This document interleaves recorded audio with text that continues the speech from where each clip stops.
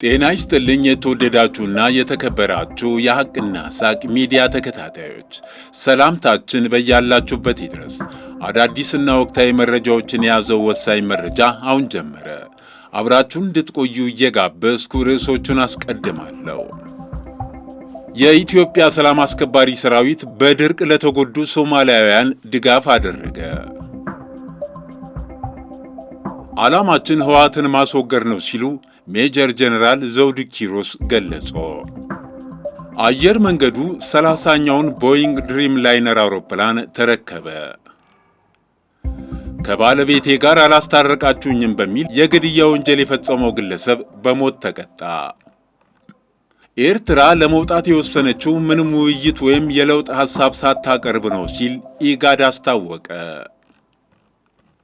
አሜሪካ በጊዜያዊ ከለላ ውስጥ ያሉ ኢትዮጵያውያን በ60 ቀናት ውስጥ ከሀገሪቱ ለቀው እንዲወጡ አሳሰበች።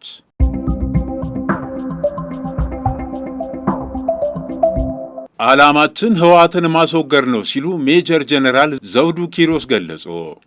ዓላማችን ህወሓትን ማስወገድና የህወሓትን የአፈና መዋቅር ማፈራረስ ነው ሲሉ ሜጀር ጀነራል ዘውዱ ኪሮስ ገልጸዋል። ከትግራይ የሰላም ኃይል መሪዎች አንዷ የሆኑት ሜጀር ጀነራል ዘውዱ ኪሮስ እንደተናገሩት በእንግሊዝ በሚሰራጨው ቴሌቪዥን ጣቢያ ቻናል 4 ላይ በተላለፈ መልእክታቸው ነው።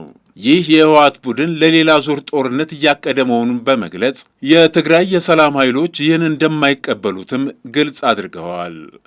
በትግራይ ህዝብ መሪዎች መካከል የተፈጠረው ክፍፍል እንዲሁም ትግራይ የጦርነት አውድማ ልትሆን ነው በሚል የተፈጠረውን ስጋት በተመለከተም ከጋዜጠኛ ጀማል ኦስማን ጥያቄ የቀረበላቸው ሜጀር ጀነራል ዘውዱ ኪሮስ ስጋቱ ትክክለኛ ስጋት እንደሆነ በመግለጽ ካለው ተጨባጭ ሁኔታ አንጻር ጦርነቱን ለማስቀረት የሚቻልበት ሁኔታ እንደሌለም ገልጸዋል።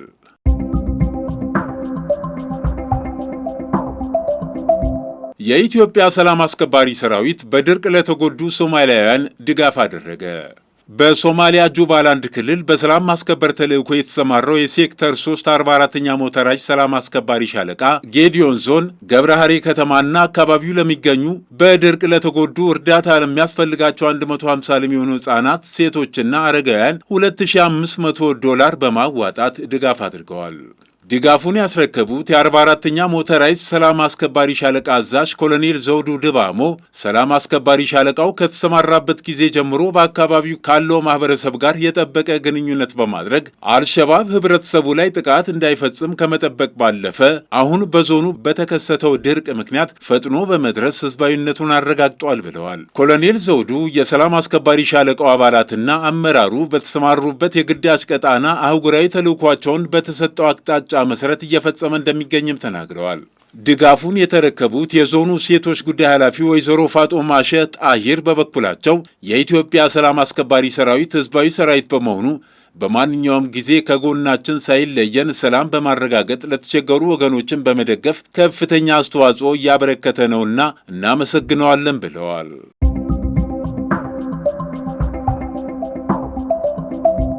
አየር መንገዱ 30ኛውን ቦይንግ ድሪም ላይነር አውሮፕላን ተረከበ።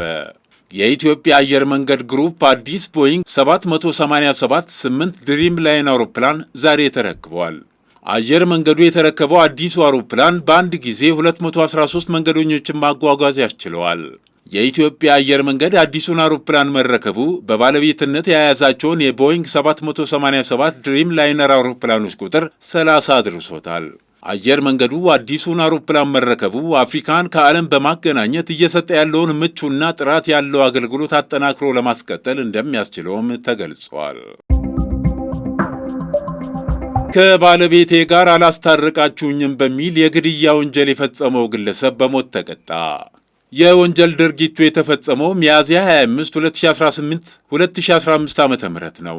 ነዋሪነቱ በጉራጌ ዞን አበሽጌ ወረዳ ጀጀባና ጋሶሪ ቀበሌ የሆነው አህመድ ወይም ጌትነት ኢማም የተባለው ተከሳሽ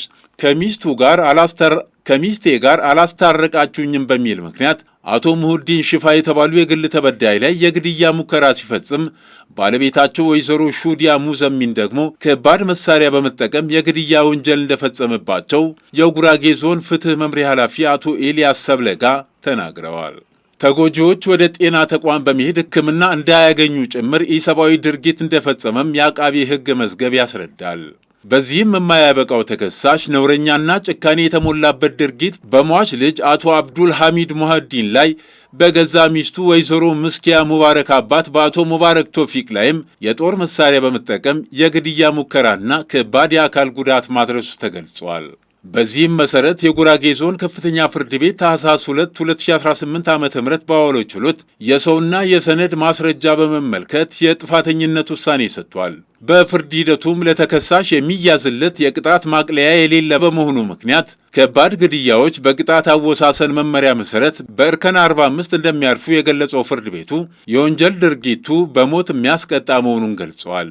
ስለሆነም በወንጀል ሕግ አንቀጽ 117 መሰረት ተከሳሹ በሞት እንዲቀጣ ፍርድ ቤቱ መወሰኑን አቶ ኤልያስ ሰብለጋ ጨምሮ ተናግረዋል።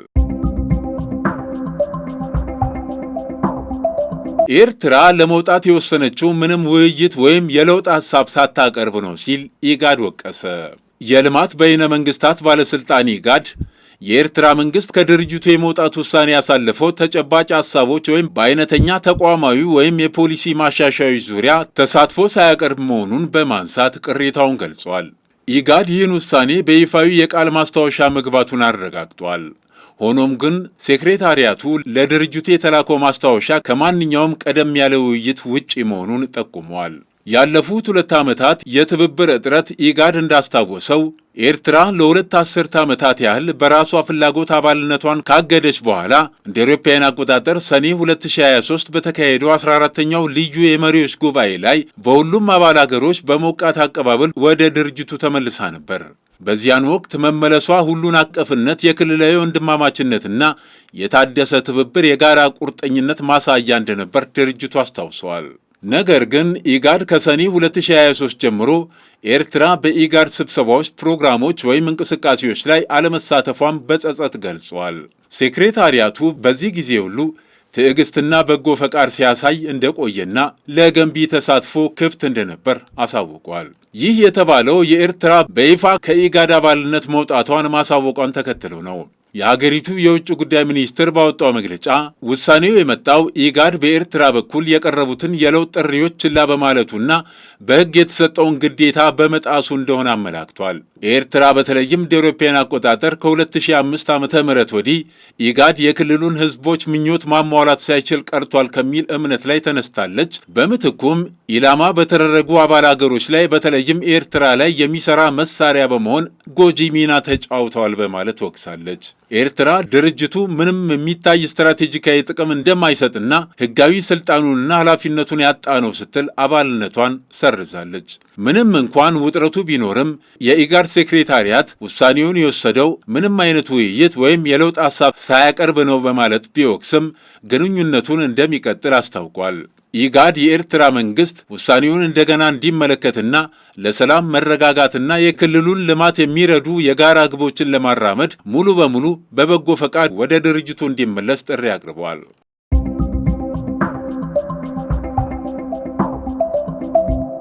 የሁሉ ቁጠባና ብድር አገልግሎት ጋዜጠኛ ድርሹ ዳናን የብራንድ አምባሳደር አድርጎ ሾመ።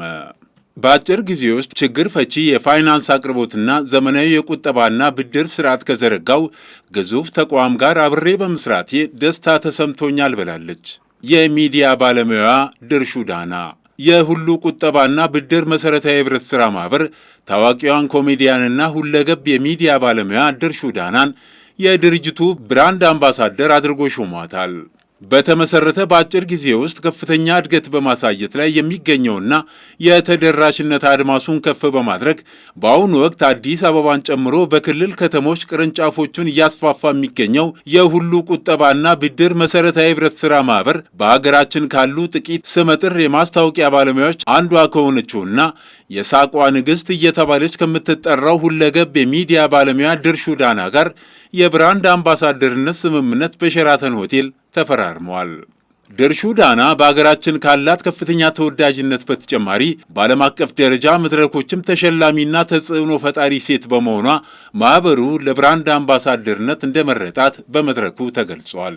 የሁሉ ቁጠባና ብድር መሰረታዊ የህብረት ሥራ ማህበር አካታች የፋይናንስ ስርዓትን ይዞ ለሁሉም የህብረተሰብ ክፍሎች ፋይናንስ በማቅረብ በሀገሪቱ የእድገትና ብልጽግና ጉዞ ላይ የራሱን ድርሻ እየተወጣ ያለ ተቋም በመሆኑ ይህንኑ ራዕዩን በመላው ሀገሪቱ በማስረጽና በማስተዋወቅ ዘንድ ድርሹ ዳና ከፍተኛ አስተዋጽኦ ይኖራታልም ተብሏል። በሸራተን አዲስ ሆቴል በተደረገው የፊርማ ስነ ስርዓት ላይ የተገኙት የሁሉ ቁጠባና ብድር መሰረታዊ ህብረት ሥራ ማህበር የቦርድ ሰብሳቢ አቶ መሳፍንት ደበበ ድርሹ ዳና አዎንታዊ ስብዕናዋን ተወዳጅነቷንና ተጽዕኖ ፈጣሪነቷን በመጠቀም የሁሉ ቁጠባና ብድር መሰረታዊ ህብረት ሥራ ማህበር በሀገራችን እድገት ብልጽግና ላይ እያሳረፈ ያለውን በጎ ጅምር በማስተዋወቅ የመላው ኢትዮጵያውያን የጋራ ሀብት መሆኑን ራዕዩን እውን የማድረግ ስራ ታጠናክራለች ተብሎ እንደሚጠበቅ አስገንዝበዋል። የሁሉ ቁጠባና ብድር መሰረታዊ ህብረት ሥራ ማህበር ከዳና ኮኔክሽን ጋር ያደረገው የሥራ ውል የ1 ዓመት ሲሆን በተለያዩ የማህበራዊ ሚዲያ አማራጮች የማስታወቂያና የይዘት ሥራዎችን የማሰራጨት ተግባራትንም ያካትታል። ሁለገብ የሚዲያ ባለሙያዋ ድርሹ ዳና በፊርማ ስነ ስርዓቱ ወቅት እንደገለጸችው ማህበሩ ያቀረባቸው ችግር ፈቺ የቁጠባና ብድር አማራጮችን ለህዝቡ በማስተዋወቅ የሥራ አጥነትና የመስሪያ ገንዘብ በማጣት ለስደት የሚዳረጉ ወጣቶችን የሁሉ ቁጠባና ብድር ያቀረበውን አማራጭ በማስተዋወቅ ሰርቶ መለወጥና የተሻለ ገቢ ማግኘት እንደሚቻል ለማበረታታት ስምምነቱ ዕድል እንደሚፈጥርላት በመግለጽ በአጭር ጊዜ ውስጥ ችግር ፈቺ የፋይናንስ አቅርቦትና ዘመናዊ የቁጠባና ብድር ስርዓት ከዘረጋው ግዙፍ ተቋም ጋር አብሬ በመስራቴ ደስታ ተሰምቶኛል ስትል ተናግራለች።